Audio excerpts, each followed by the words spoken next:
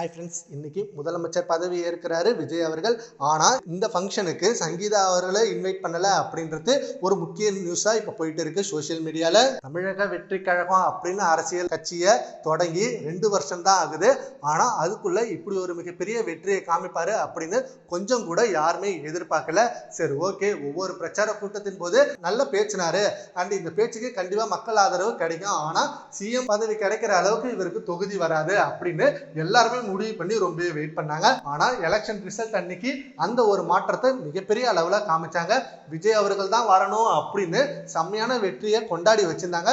108 தொகுதி தனிச்சையா நின்று ஜெயிச்சாரு.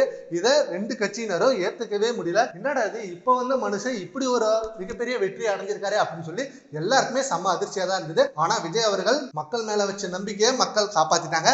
அண்ட் இது ஒரு சைடு இருக்க, இன்னைக்கு முதலமைச்சர் பதவியேற்பு விழா நடக்குது. அண்ட் இந்த பதவியேற்பு விழாவுக்கு விஜய் அவர்கள் அப்பா அம்மா வந்துட்டாங்க. அதே போல அவரோட நெருங்கின உறவினர்கள் அண்ட் நண்பர்கள் இப்படின்னு இவங்க மட்டும் இல்லாம நடிச்ச நடிகர்கள் இப்படின்னு நிறைய பேரை இன்வைட் பண்ண மத்தியில சங்கீதா அவர்களை இன்வைட் பண்ணல. சரி, ஓகே, சங்கீதா அவர்கள் கூட டிவோர்ஸ் பண்ண போறீங்க, 2 பேருக்குள்ள கருத்து வேறுபாடு அதிகமாக இருந்ததுதான், உங்க 2 பேருக்குள்ள பிரச்சனை இருக்குதான், அதுக்காக ஜேசன் சஞ்சயை கூப்பிடாம இருக்கலாமா, அவர் உங்க மகன் தானே அப்படின்னு சொல்லி அதுக்கு ஒரு விமர்சனம் வச்சுட்டு வராங்க. விஜய் அவர்கள் ஜேசன் விஜயாவது கூப்பிட்டு இருக்கலாம் அப்படின்னு ரசிகர்களும் தொண்டர்களும் சொல்லிட்டு இருக்காங்க. சரி, ஓகே ஃப்ரெண்ட்ஸ், இன்னும் அவங்க வருவாங்க, இன்னும் டைம் இருக்கு, விஜய் அவர்கள் பதவி ஏற்கிறதுக்குள்ள அவங்க வந்துருவாங்க, விஜய் அவர்கள் இன்வைட் பண்ணிருக்காங்க அப்படின்னு சொல்லிட்டு இருக்காங்க. ஸோ வெயிட் பண்ணி பார்க்கலாம் அவங்க வராங்களா இல்லையான்னு.